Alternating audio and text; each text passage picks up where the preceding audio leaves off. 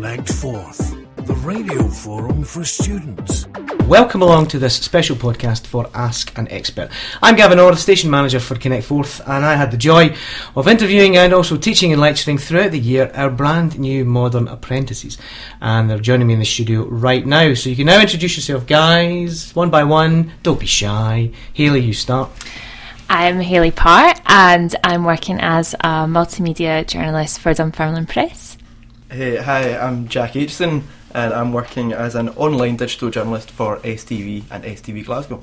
Hi, I'm Kelly Finlay. I work as an online and print journalist for The Scottish Farmer. Hi, I'm Zoe Wilson, and I am a trainee digital journalist for The Scottish Farmer. Hi, I'm Jamie Robinson. I'm a trainee reporter for the Glasgow News. Hi, I'm Ross McCafferty, and I'm a digital journalist at the Daily Record. Now, our team of modern apprentices in digital media, they've been issued the task of producing 6 individual podcasts asking an expert. Now, the expert could be absolutely anybody of a chosen subject. It was entirely up to them who they would come up with. We had a range of deep sea divers, prize-grown onions, they were all in there, and each podcast incorporates a unique take on the brief with a variety of different lifestyles. And coming up after the break, you're going to start listening to them all. FVC, the place to be to enjoy a deliciously different dining experience. The Gallery restaurant, based in Forth Valley College's Stirling campus, is a truly unique venue with a definite wow factor. It combines the art of fine dining with spectacular views of famous Stirling landmarks, including the River Forth, Wilko Hills and the Wallace Monument. Sit back, relax and enjoy the breathtaking scenery at the Gallery restaurant, while the award-winning team provide you with first-class contemporary cuisine and hospitality. Each weekday, the Gallery serves appetising breakfast between 10 and 11:15am and is open for lunch between 12 and 2pm, offering a flavoursome and varied set menu. On Tuesday and Thursday evenings, it is open between 5 and 7pm, serving deliciously decadent dinners, and is also available for hire and private dining. To book or find out more, call 01786 406 027 or visit theplace.forthvalley.ac.uk. Reviews of the Gallery can now also be found on TripAdvisor. The Gallery at FVC, the place to be. Connect Forth, the radio forum for students. Hi, my name's Jack. I work for STV and STV Glasgow. My Ask the Expert package was on cerebral palsy football. I chose this because I've got a friend who is part of a cerebral palsy team, and I think it's something that deserves a lot more engagement with the wider audience. Connect Forth.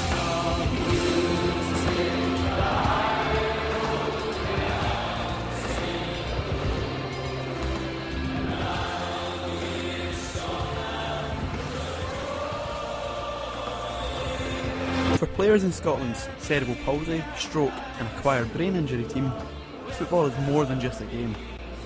It's a way of life that they've devoted hours of their time to, as well as learning to fit in with everyday life. I spoke to Lewis McIntyre, a player with 10 years experience in the Scotland cerebral palsy team. We discussed the benefits that playing within the squad has had for him in everyday life. I think I was good when I was younger at able-bodied football, but then everyone else started to develop and then I didn't, and then I couldn't keep up with the physical aspects of the game, so then going to the cerebral palsy football, it's given me another lease of life sort of thing to play at the same level as everyone else is on the same playing field sort of thing. Lewis also spoke of the benefits of playing with people with similar disabilities. It's great to see people who do it that have it worse than me, because they can see them doing well and making saves or whatever they're doing. It's good to give people the chance to play and not be like bullied or thinking that they're going to be bad because they have this ability. Everyone's treated the same, and we all know some person might not look as good, but then we know on the patch they could be really good. You just don't know what they are, so it's really good.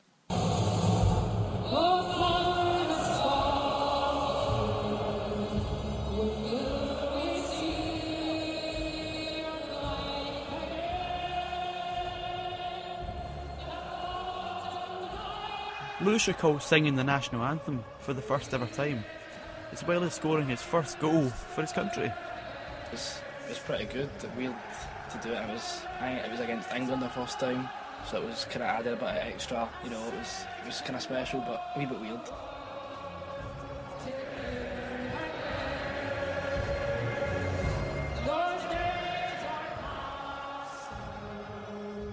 in a 7-0 win versus Austria with the first team, which is kind of funny because I hadn't scored for the B team yet. Probably should have cut it back to someone else, but the keeper gave me too much an angle, so I just put it in and it was amazing. I shouldn't have really celebrated that, I did a wee bit too much, but it's my first goal for my country, so I think you can excuse me for that. Lewis is looking to stick by the team for as long as he can. Oh, it's been amazing, because I started the programme before I joined. It was a very small programme, and I think we had like 2 or 3 coaches, and then we were playing in Diadora kits and stuff like that, and then nowadays we've got all the training gear and stuff and all the tracksuits, and then we've got sports scientists, like 5 physiotherapists and stuff like that. It's had really blown away the stuff we've got nowadays. It's just great, and the opportunities we get and how professional it is close to the professional squad you get of the international team, so it's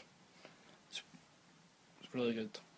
Well, the support from the coaches is amazing. They do give us a lot of pressure because we have to do fitness programmes, stuff like that. It is really demanding, but at the end of the day they let us go out and play for our country without the demands on the pitch. The demands coming on the training pitch. When we go out and play for our country, we have like a free roam, we can do what we want, but then they're well supportive as well, and like with me going to uni or college, they'll help me and stuff and let me study whenever I'm away with them.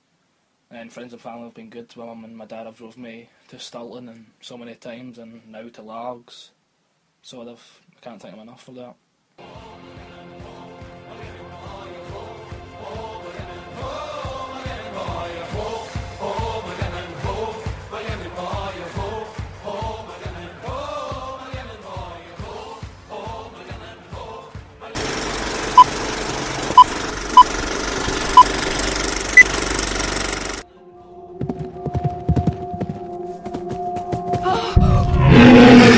Remember, at the last stroke of midnight, the spell will be broken and all will return to what it was before. Here at Cineworld, we can help you escape to the past, present and future. With everything from Hollywood blockbusters to independent films, we have it. Sit back and relax, as students will receive a discount off all tickets with just a show of their student card. Or also you can get 10% off if you book online at Cineworld's website. I was designed to save the world. People will look to the sky and see hope. I'll take that from them first. So come along to your nearest Cineworld. When you enrolled as a student at Forth Valley College, you automatically became a member of the Student Association. This year the SA offers a representation for the student body, ensuring that your voice is heard. And they will offer advice on different issues and situations such as academic or welfare. Also, as a member, you can gain access to the online student blog Fusion, and it also means that more support is made ready available to you throughout the year. So why not get involved with the Student Association and email us at student.association@forthvalley.ac.uk or phone us on 01324 403 290 or follow them on Facebook. Forth Valley Student Association, letting the student voice be heard. Connect Forth, the radio forum for students. Hi, I'm Jamie Robinson with the Glasgow News. I chose free running because it's an activity that I've practiced for the last 5 or 6 years now, something that I'm really interested in, and I believe that there's quite a big community in Glasgow, and there's a lot of people that need to share their experiences, and it's something people should learn more about. Connect Forth.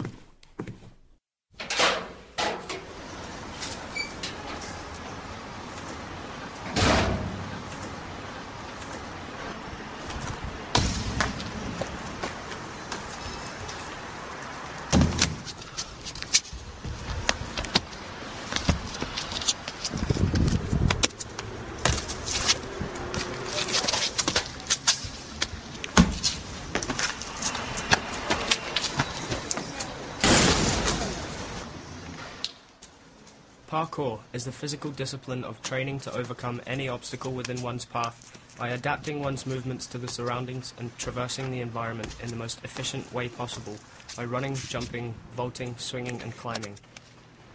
Free running shares a lot of similarities with parkour, but the main objective of this discipline is freedom of expression, in which practitioners, called free runners, use the architecture of cities and rural landscapes to perform acrobatics usually by flipping, twisting and leaping. It incorporates efficient movements from parkour, but is defined by creativity and aesthetics. Practitioners are constantly looking for different artistic approaches to obstacles. Most aspects of both freerunning and parkour take a lot of mental strength, which helps overcome your fears and instills within you the confidence to overcome other obstacles that you face in life. Glasgow freerunner Peter Adams has been training for 9 years. I spoke to him to find out more. Is there a big freerunning community in Glasgow? Yeah, there is a rather large but divided through different wants out of the sport. So there's people who want to better themselves, there's people who have this kind of philosophy about it, and then people that just want to enjoy it. So I'd say there's a fairly large community. I could probably say pushing about 1,000 people, and there's probably more people that aren't connected but still train. Yeah, in Glasgow, yeah? Yeah, in Glasgow. Wider Britain, there used to be the Barclaycard World Championships, which got a lot of media attention. Otherwise, there's just different freerunning teams around the UK that are opening their own gyms and holding big jams and teaching kids in schools and stuff like that. Just now in Glasgow, though, there's not as much of a push as there is elsewhere, but hopefully that will change in the near future. What qualities would you say that you would need to get the most out of freerunning and parkour? First of all, you have to have an open mind to things, so you need to be able to take in new things, and kind of many different people train different ways, so you need to kind of, not that you need to, but you kind of need to be able to take in how they would train instead of just saying, nah, that's stupid, my way's better. A pair of shoes, but you can train barefoot, but it really hurts. I know this from first-hand experience. Something you don't need for freerun, by the way, experience. You can just start up and just do it yourself, or with friends. To get the most out of it, though, I feel that you need to have friends that train. It gives you more motivation, it gives you more dedication, and you can kind of, through them you can analyse yourself and better yourself through it. So I feel that's one of the strongest points that I've found out through my years of training that you need. Otherwise, I would say probably a lack of fear, but you can learn that. You teach yourself not to be scared. Can you tell me some of the challenges you might face when training and practicing? Yeah, this is one I know too well. The challenges that I would face, the most obvious one, which is injuries, which I have had a great many of. Anything from shinning a wall to like breaking a bone. I've not broken any bones, touch wood.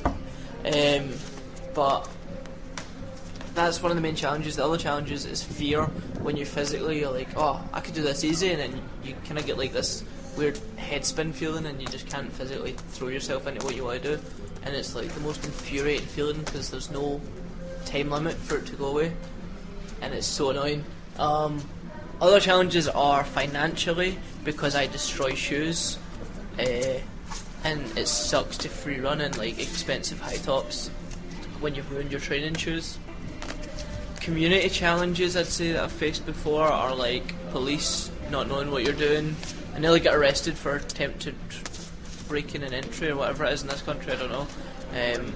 I was literally, I'd done a front flip off of like a little shed thing next to a building, and the police were in a meeting in that building and came over and like tried to handcuff me and stuff, which was ridiculous because all I'd done was a front flip.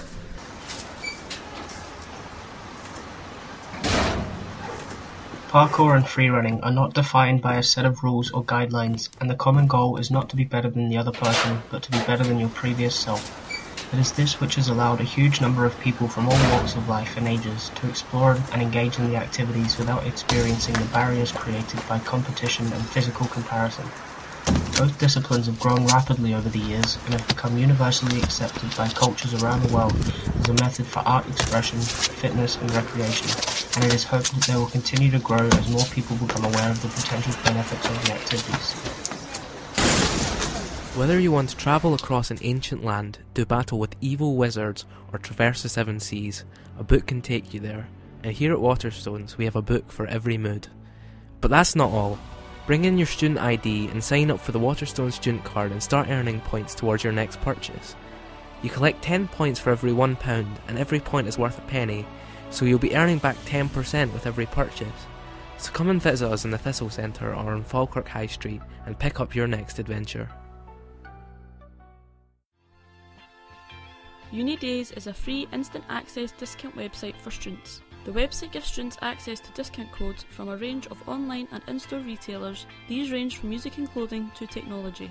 3.5 million students around the world are saving money every day with UniDays.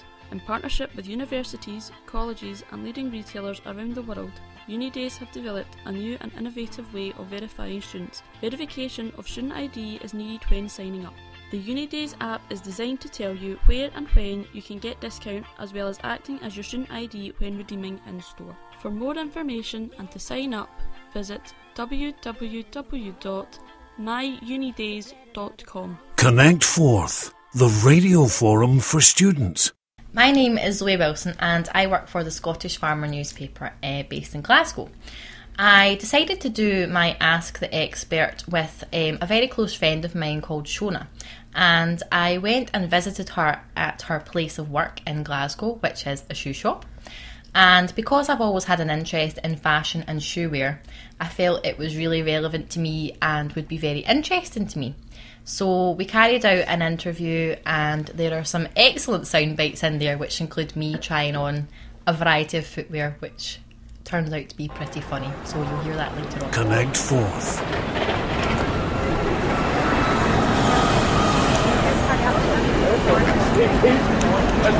Here we are in the Buchanan Galleries, and I'm in Moda in Kelly, where Shona Marshall is a shop assistant. And just tell me a little bit about how you got into this job. Have you always had an interest in shoe fashion? Yeah, from a young age I always loved shoes and fashion. It's really handy in here because we have a lot of shoes with matching bags, heels and flats. They have accessories that come with them as well, so that's always great for nights out.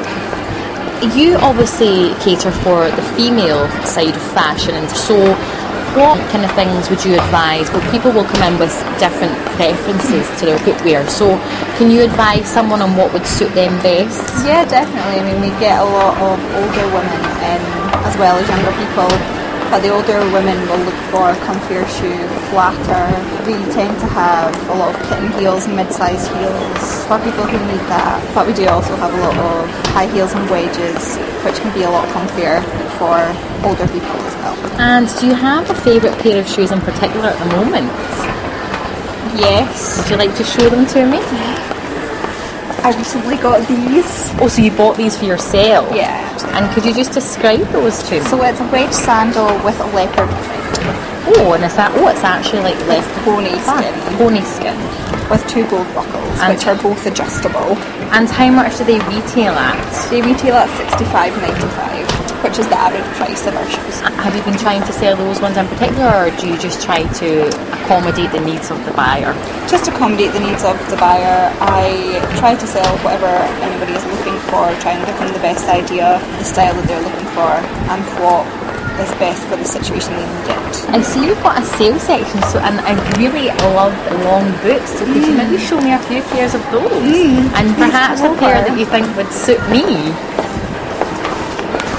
So I think these would suit you. Oh yes, so these are pull-ons. Oh, and you're wearing those as well. Thank you for showing me that. But I do like a zip, so let's feel, are your zips quite flexible to use? They are. That's an outside zip, so it can be confusing because you have an inside and an outside. So, and does the outside zip get used? No, it doesn't. So it's just the inside, it's just for decoration. So I want to use, oh I see. Now I'm just going to try and pull this on and try it on. Just give me a moment. There we go. Oh my god, we're in. And that was quite hard. But I really like these. I actually think you might have got yourself a sale. Great, I'll take you over. Oh, excellent. So while we're about to put this purchase through, could you just tell me a little bit more about your interest in shoes? Are you going to try and work up the footwear ladder, or are you just going to stay in this position? I think I'll stay in this position just now. I'm not really looking for a move at the moment, but maybe in a couple of years' time I will progress and try for something else. Okay, well I'm really happy with my purchase, so if you could just process that through for me, that would be excellent. No problem. So do I need to give you any details? Just some money, please. Oh, okay, let me get my purse out here. And how much was that in total? £50 worth. Do you There's... need a bag as well? Oh yeah, a bag would That's be £5. Yes, okay. Okay, here we go. And I'll just hand that over to you. Thank you.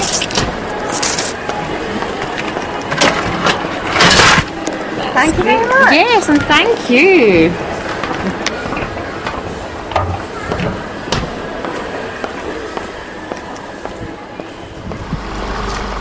Equidrum Cinema in Bowness is a unique venue that shows great films at low prices. The Hippodrome Cinema, a disability friendly showing and audio description is available from the front door. Tea, coffee, cake is also there too.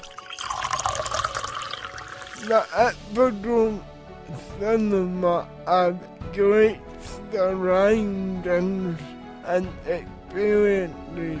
Come along on Saturday at 11 AM, where all tickets are £2.50.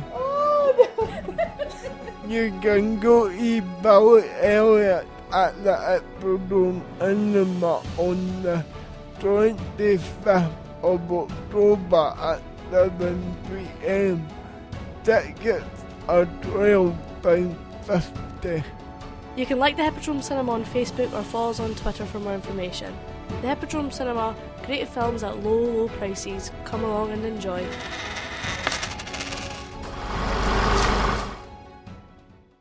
It's me and the man's anniversary tomorrow, and I'd like to look good for him, but the salons are just so expensive. I hear you, Sandra, and it's not as if there's any salons near us. Ladies, Forth Valley College has modern, fully equipped hair and beauty salons in our Alloa, Falkirk and Raploch campuses. The salons are open to the public and offer a wide range of hair, beauty and nail treatments at wonderfully low prices. For more information, contact 01786 272 315. That's the contact number. Now, if you'll excuse me, ladies, I've got a wee facial to attend. FVC really is the place to be. Beautified. Connect Forth, the radio forum for students. I'm Ross, I work at the Daily Record, and I decided to focus on politics for my Ask an Expert section because it's the subject that I found myself working most on at the Daily Record. I found myself specialising in it during the election, so it just made sense to do something based on what I was working on at that minute in time. And I decided to go with my old university lecturer because he's a friend, and if you're going to bore people with politics, you might as well bore them with an actual professor. Connect Forth. So, if you just briefly tell us who you are and what you do here. Okay. And what your area of expertise is. Okay, my name's Dr Neil McGarvey. I lecture sort of Scottish, local, British politics here at the University of Strathclyde in the School of Government and Public Policy. Basically do the teaching of students in those sort of broad fields relating to politics and public policy within the UK, as well as research in that field. The research could be on anything. For example, at the moment I'm doing work with the Local Government Boundary Commission, which is looking at the sort of workload of councillors and the sort of impact, the sort of factors that might affect that, such as population sparsity, multiple deprivation, sort of their role in council administration. So basically the research that is commissioned in that, could be on different things. That's just an example of something that's going on at the moment. And how do you find the balance between being able to teach and being able to undertake your own research?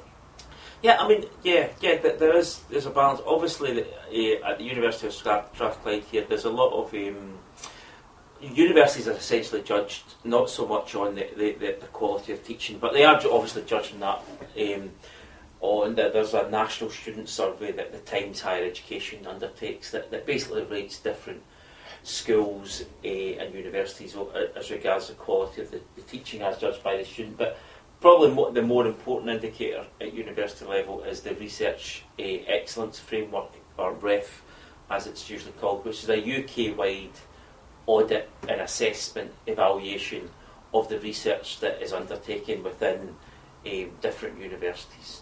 So every university school is rated, and those ratings then impact on the funding that the university receives from government.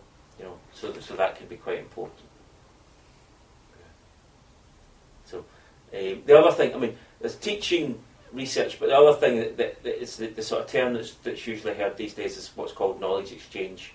Is it the pressure from above is essentially to engage in meaningful dialogue with other stakeholders, as in, so engaged with schools, engaged with bodies such as the Scottish Qualifications Authority, for example. Like I'd be involved in the politics or political science, whatever you want to call it, as a discipline, has probably moved out more away from what you would call the old school theory classes. That if we look at the teaching provision we here at Strathclyde now, I could probably only identify maybe 2 or 3 out of maybe 30 classes that have got that sort of idea, and a lot more classes that are being taught that have a much more practical, real world public policy relevance, that students could go out with, if I've got colleagues who are doing quantitative research methods, that learning skills that they might then utilise in working for government, in working for commercial bodies, in working for opinion posters, and working in research organisations or in the voluntary sector. That it makes the degree have a more real world emphasis about it. Have you noticed a difference being an expert in a field that is so relevant at the minute, and especially possibly the last year, leading on to the next year again?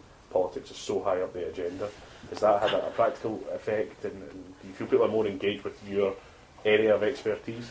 Yeah, definitely. In fact, I was talking to our admissions officer who was telling me that the referendum effect has been reflected in the number of applicants to politics that we have at Strathclyde, and that it might be just a blip, a short-term referendum effect, but who knows, it might be something more meaningful and more longer term, or that could mean that we've got more students wanting to come and do politics, not only at Strathclyde but at other Scottish institutions. So it does, and even in terms of student numbers, that get more students, particularly international students coming to Scotland. They all want to do Scottish politics because they see it as quite a vibrant field where things are happening, and that it's not only in terms of elections, public opinion, but constitutional impacts, their public policy. There's all sorts of impacts that it can have. If you need help coping with stress, anxiety, or any other issues making a negative impact on your life, Forth Valley College has their own counselling service, and our college counsellor can speak to you in complete confidentiality. The Learner Advisory Team can help by making a referral to the counselling service, who can then help to resolve your difficulties within a number of counselling sessions. If you feel that accessing this service would be beneficial, then please speak to a learning advisor at main reception at any one of our 4 campuses. I would love to get fit, but the gyms are just too expensive and I don't have the time. Well, now you do. With gyms available on our Falkirk, Alloa and Stirling campuses, students only pay £20, and that's for a full year. Wow! Open Monday to Friday. Check the times for your campus's gym. Come along and we'll give you a workout. FVC really is the place to be. Connect Forth, the radio forum for students. I'm Kelly and I work for the Scottish Farmer in Glasgow. For my Ask the Expert, I interviewed a commercial diver for a variety of reasons. I do live with one, so it made it a bit easier to interview him, but I think it's a profession that is something quite different. It's not sitting in an office or doing the same thing every day, so I thought interviewing somebody that did that would be just something different for people to listen to and find out about, so hopefully that's what it will be. Connect Forth.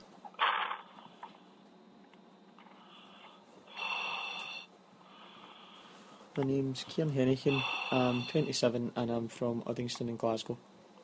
Great. So can you just now tell me your job title and a little bit about the company that you work for?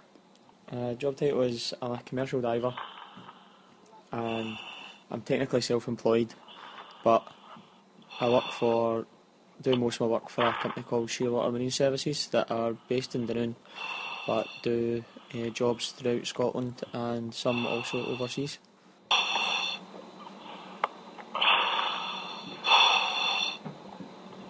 That's fine, mate. I've got everything,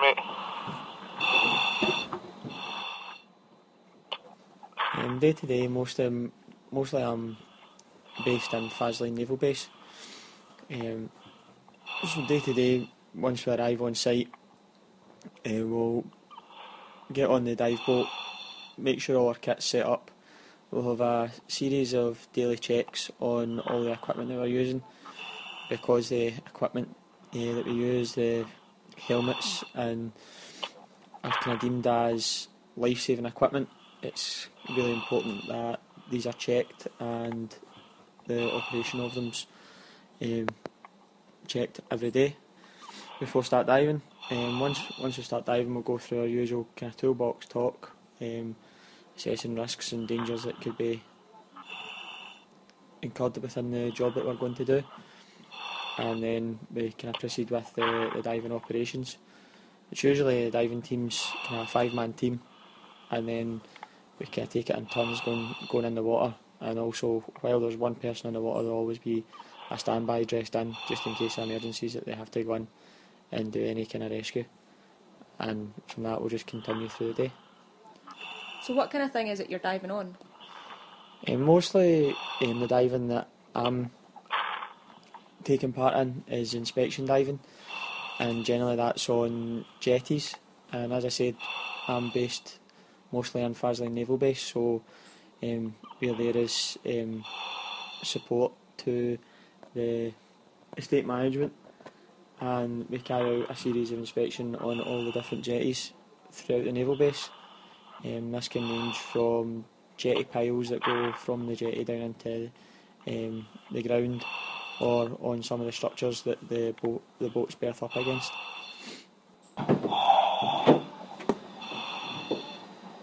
Recording. This is the fender inspection on the Valley jetty, starting on 9 Alpha on the east fender. Brilliant. So you mentioned at the beginning there that your work can sometimes take you out with Scotland. Have you ever been anywhere particularly interesting or glamorous?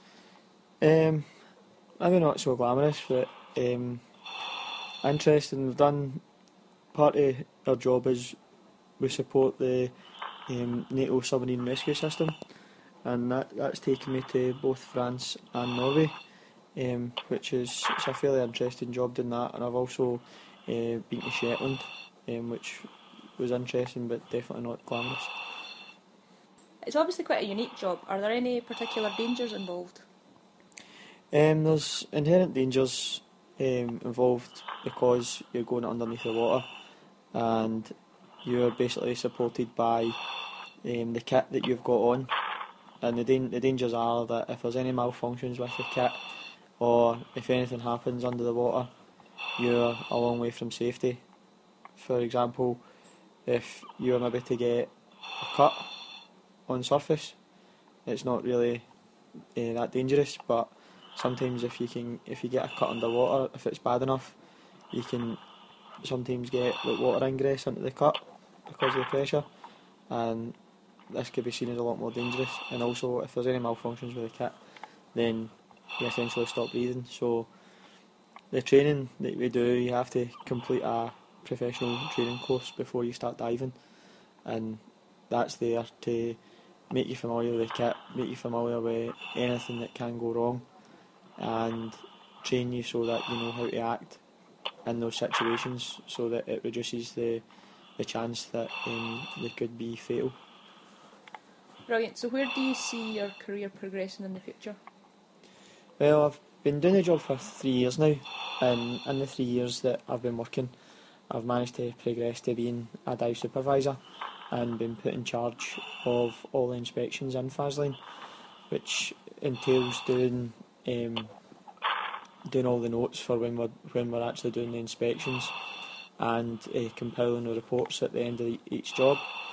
So I'm hoping to progress on from this and possibly start to buy my way into the company and eventually be an owner of the company myself. Across the waterline, the fender appears to be in good condition. There's a chain on the south east corner which hangs down the fender.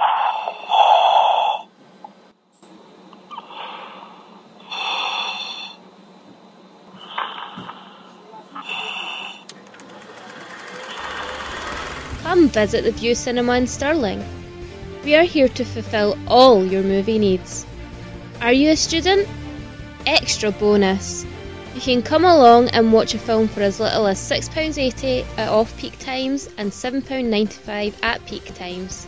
Teenagers under 18? You can get an even cheaper than that. You can also take advantage of our Super Tuesdays, where you can get up to a third off your ticket prices. Just visit our website and sign up to receive your exclusive code. Is there a film you fancy that isn't out yet? Hop in and book now.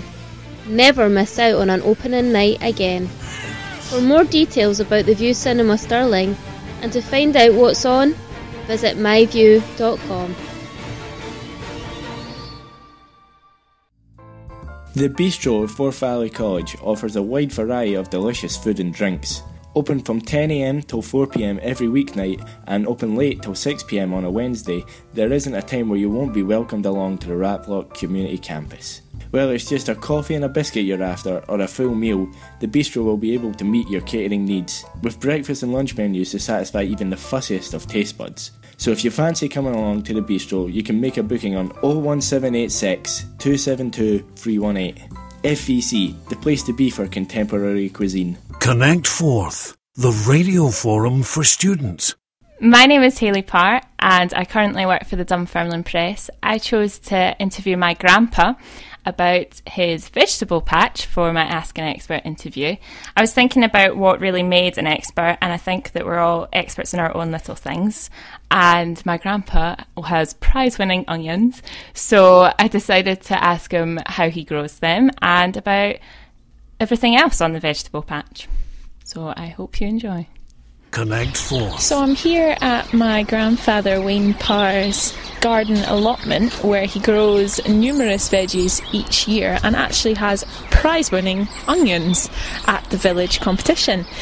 And he's with me today speaking about the preparations for his garden this year.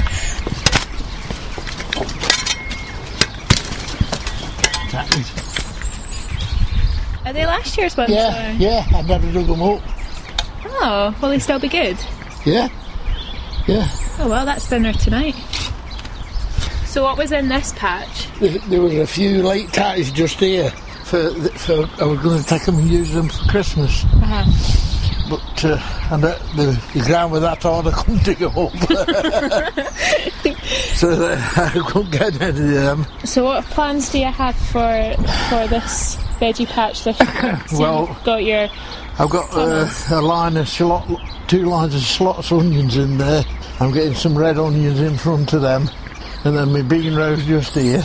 And then I usually have cabbages, lettuce, but at the moment it's just getting blown everywhere. And they're prize-winning onions, aren't they? Yes, yes. So it's quite a knack to getting them right at the time. Yeah. Oh yeah. You want to see these guys? Some of them. Oh, it's serious stuff. Competition. Oh, serious stuff like. And what do you think your favourite thing is to grow? What do you think works the best for you? Well, I only grow what we eat. I always grow a few cabbages. Onions we use a lot of in stews and soups, and red onions for salads. And my main crop is my bean row because I love beans. Yeah, you eat them raw, don't you? Oh, I eat them anyway. And then on the back I have lettuces and a few salad stuff, you know. I've not got a lot of garden here at all, but there's enough you know, 2 rows of onions there, and then I'll put some red onions in when the ground's awfully wet and soggy, and I've had them in a fortnight now and they've just not even made a move yet. It's hard work, isn't it? Yeah, the closses keep blown everywhere, so I'm getting that up at the moment. Is that these polytunnels? Yeah, here? Colossus they call them. Oh. Colossus. How long have you been gardening for, Grandpa? Do you think you've been gardening? Long, do you think you've been gardening all your life? Yeah, really, yeah. Yeah, and what do you like about it? Apart from having your own food and not having to get it from a shop, what do you like about gardening? It gives you something to do. And have you got any secret tips of how to grow things good? Have you got put them in the ground and they'll grow. Sorry, no, I've got no special remedies or nothing like that. I just put them in the ground. And hope for the best. Yeah. If somebody eats them well, good luck to it. I got this soft fruit bit here. I've got So what are you growing here? Gooseberries and blackberries. Oh wow, what do you use them for? Pies. Pies? Yeah. These 1, 2, 3, 5, 6 gooseberries and the rest are blackberries. 1, 2, 3, 4 blackberries. I had quite a lot last year because it was the first time I've used them. I thought, well, I'll use this bit for bushes, you know. So this is the second time you've grown. Yeah, this is some of these will be the first crop this year. You know, some of last year's. These at the front here, last year's. Your granny brings now we've got the greenhouse. She'll bring a lot on it early, you know, frost-free sort of thing. You know, we can save them in there, and then they'll grow quicker out here once the ground gets warmer, you know. And it's quite peaceful out here. You've got quite a nice allotment of 4 fairly big boxes of beds, and it's peaceful, isn't it? Do you like gardening for that reason as well? Yeah, I'm at the road, Granny. Can I say? You're out the road out here. Better not say that.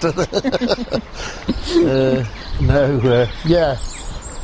We've got the bandstand there. I brought these. I bought all these bulbs out today. Look out the greenhouse. All that's coming on. So that should be a nice show. And this is Granny's bit here. She looks after this. So she looks after the plants and you look after the veggies? Yeah. And does she think you do a good job with the veggies, do you think? Oh yeah. Yeah. So we just shove everything underneath there. The bandstand, we shove everything under there, and in the winter the tables and chairs and everything goes under there, you know. So you have a big crop of veggies, but do you manage to eat them all, or do you give them to friends and family? Oh no, I give loads away, love. And they'll be quite appreciative of that. Oh yeah. Yeah, there's quite a few people love beans. Dave, these two at the end of the row here. Oh, Dave will snap your hand off for any amount of beans you can give him, you know. He loves them. He noticed me. The birdie sanctuary as well. Oh, it's pretty impressive. You get quite a lot, don't you, of visitors? Yeah, how many of those fat ball things that you go through? How many did you told me once before? How many do you go through a week? Oh, of those feeders. I'll replace them about every 2 or 3 days. I can get through a bucket of fat balls in a fortnight. Well, as long as they're eating that and not the veggies. Yeah, well, they eat the veggies also. They don't make no difference, yeah. And all the berries they can find, you know, all the berries off the bushes, the berries off of these, and these here, oh dear, they go daft for these. Those red berries? Yeah.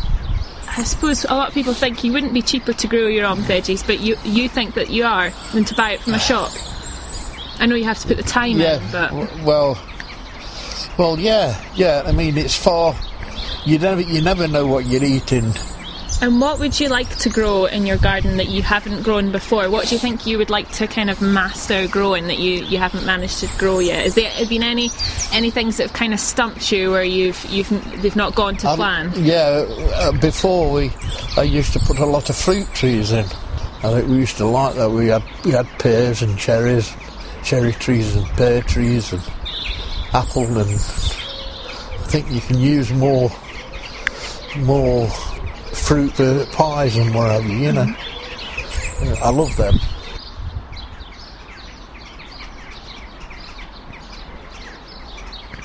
Of course, the good old British weather has kicked in and started raining, but that's good news for the soil, which is waiting for the first batch of veggies and fruit to be planted, ready for summer salads and delicious berry pies. Well, as you've heard, an eclectic mix of experts for our Ask an Expert feature on Connect Forth. Hopefully, they may have swayed you into taking part in some of the featured hobbies and careers. I'm Gavin Orr for Connect Forth. Thanks for listening. Connect Forth, the radio forum for students.